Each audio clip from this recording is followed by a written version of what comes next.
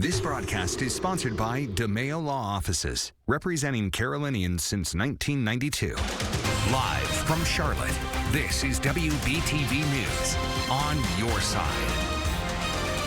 Oh, I've never experienced anything like that. I don't think I've ever been that close to gunshots. New tonight at 11, a woman recounts the moment two people were shot inside Charlotte's North Lake Mall. Plus, Governor Roy Cooper encouraging people to take their holiday shopping to Moore County to help boost businesses hurt by the big power outage. And it is going to be cold when you wake up in the morning. That's just the best way to describe it. Get ready. Meteorologist Rachel Coulter has the latest. Good evening and thanks for joining us here for your news at 11 o'clock. I'm Molly Grantham. Tonight we are hearing from a woman who says she was inside North Lake Mall when two people were shot this afternoon. We first brought this story to you as breaking news here at 4 o'clock. A CMPD says this shooting happened inside a store.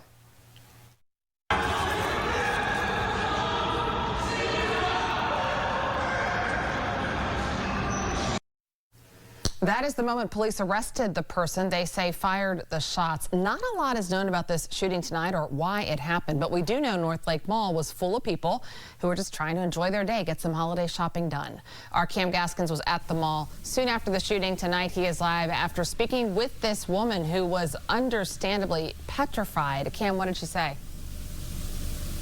Yeah, Molly, like many of us, she said that she had never been that close to gunshots in her entire life. And thankfully, she was able to go home and see her kids tonight. But that doesn't diminish the fear that she felt during today's events. The perspective that she shares with us on something that can happen at any time to anyone is new at 11. This was the scene inside North Lake Mall just before 3 o'clock this afternoon. Shoppers running and screaming after police say a fight escalated and shots were fired. One of those shoppers was Erica Payne, who said she hadn't been to a mall in over a year and a half simply because she was afraid of this exact situation. It was in the back of my head the whole time. I said, I hope nothing happens while I'm in the mall. So I just happened to go today, and unfortunately, something did. She says she was there today shopping for a Christmas present for her godson and also get some new Steelers gear for their game against the Panthers on Sunday. When she exited one store, walked toward the stairs to the second floor.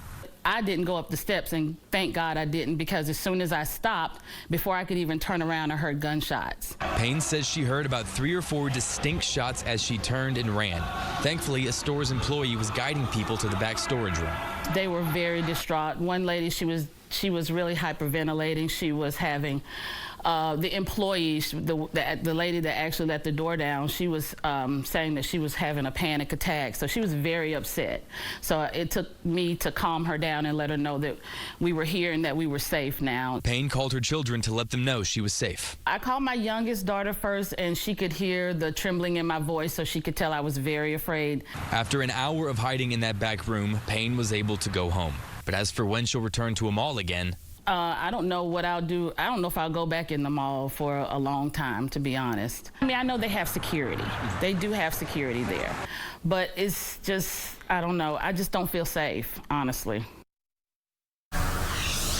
And Payne also said that that employee who was having the panic attack while helping everyone to the back storeroom was having that panic attack because she had actually been working at this mall when another shooting happened here earlier. So as we've been seeing, this is an event that is becoming all too common at malls and public places like this in Charlotte and across the rest of America. Reporting at North Lake Mall, I'm Cam Gaskins, WBTV on your side. Yeah, you understand her fear, Cam. Thank you. Police have not identified the person they say fired the shots. They also haven't said what charges they may face.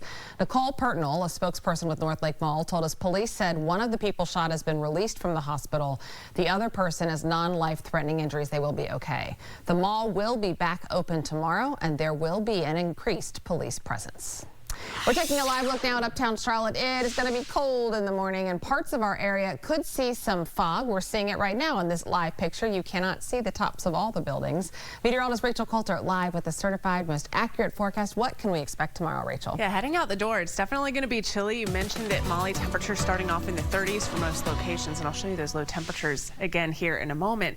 But let's focus in on the fog. Visibility right now pretty low, especially in some of our South Carolina counties. And look at the foothills right now. If you're you're listening in from Burke County, already seeing visibility around a mile, under a mile worth of visibility in Shelby. That's the case in Rock Hill, in Chester, and Lancaster. So that's going to be a concern for us, especially heading out the door tomorrow morning. Patchy, dense fog is going to be a possibility. As you're tuning in with meteorologist Becca Birdsall, she's going to be in for Al in the morning. We'll have the latest and greatest for you getting out the door. And in that time frame, this is what your temperatures are going to be looking like. It's going to feel cold outside. Definitely going to want to make sure you have the winter coat with you. 35 is our forecast low temperature for Charlotte. 36 if you're listening in from some of our southeastern counties. We're going to be right around freezing for some of our foothill communities, below freezing into those upper 20s if you're listening in from the mountains. Only seeing high temperatures tomorrow. Rebound to around 40 degrees there. The rest of us should at least make it into the 50s. We're forecasting high temperatures in the low to mid 50s. And even though we could see some of that patchy, dense fog for some to start off the morning, by the time we get towards the second half of the day, so your afternoon, early evening hours, we should see lots of sunshine, which should last through most of your weekend. But temperatures are going to be the big story, not only this weekend, but especially as we approach your Christmas holiday. I'll have a preview of the Christmas weekend forecast coming up. Rachel, thank you. We've got breaking news right now. We are working to learn more about a deadly crash in southeast Charlotte. This happened at the intersection of Monroe Road and Sardis Road North. Medics says a pedestrian was hit and killed, and another person was hurt. The crash caused part of Monroe Road to be closed for a few hours. We have reached out to CMPD and are waiting for more confirmed information. Another crash today in Mecklenburg County. Matthews police say a man crashed after he was shot in the head this afternoon on Moore Road. That's right off East Independence Boulevard. The man was identified as Deshaun Dean. Police say they are still investigating and they're still searching for whoever pulled the trigger.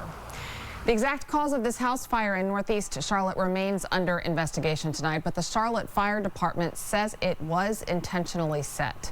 This home on Hewitt Drive went up in flames around 12:30 this morning. We're still working to learn if anyone was home at the time of the fire and exactly how much damage it caused, but it appears you can see it. The home is heavily damaged.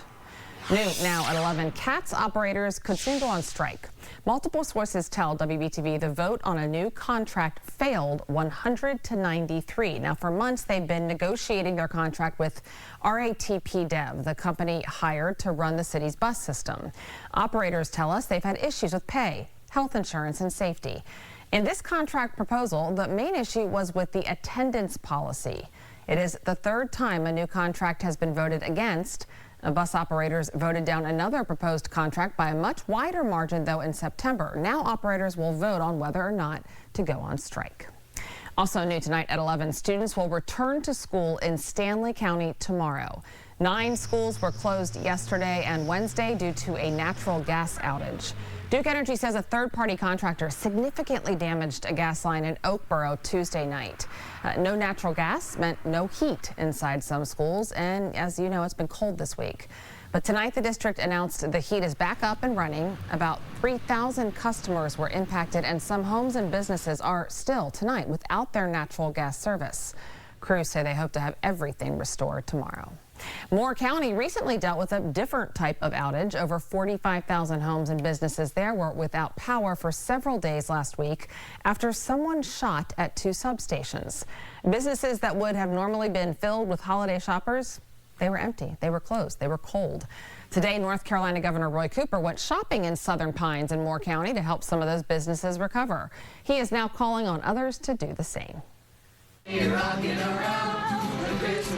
Governor Cooper and his wife spent time shopping at stores on Broad Street in Southern Pines that went dark after the recent attack on 2 Moore County power substations. But in the meantime, Kristen and I wanted to come to show our support for small businesses here and to celebrate really the Christmas spirit with the people here in Moore County. But that Christmas spirit has been dampened for thousands of people like Roberta McCrae, who's employed at non-retail jobs. She works at Little Teapot Child Care Center.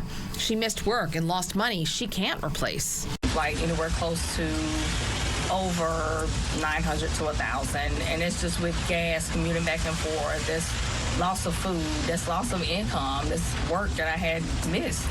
Cooper says his administration hasn't forgotten those who lost food and a paycheck when the lights went out. It's really hard right now when people are right here at the holidays and have lost something that they thought that they would have. We're working with nonprofits to try to help people who are in that type of situation. The new rural project is one of them. They raised $8,000, enough to hand out 50 grocery cards last week to 185 residents of Taylortown in Moore County. It's very difficult. It's my understanding that the average Moore County resident lost about $600 in wages, $600 right before Christmas. They also lost everything in their fridge and their freezer. Investigators are still trying to find those responsible for the substation attacks. Next at 11, a man federal investigators say made fake threats to multiple schools in different states was arrested in North Carolina. Tonight we're talking with an expert who says this type of crime is increasing. Rachel? We have some colder days ahead, especially this weekend. But looking ahead to the extended forecast, Christmas is next weekend, and we're going to be looking at some frigid conditions. You're watching Charlotte's best and most trusted news at 11 o'clock. Look at that skyline. We'll be right back.